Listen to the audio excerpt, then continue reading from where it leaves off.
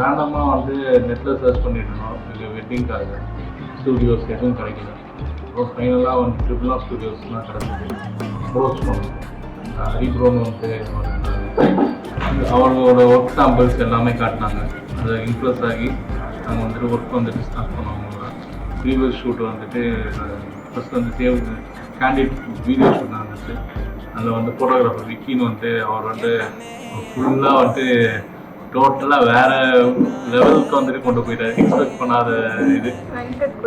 வெங்கட் வந்துட்டு ப்ரீவெட் ஃபோட்டோ ஷூட்டில் வந்துட்டு வெங்கட் விக்கி ப்ரோவும் வந்துட்டு ரொம்ப நல்லா எடுத்துக்கிட்டாங்க. We were very much impressed.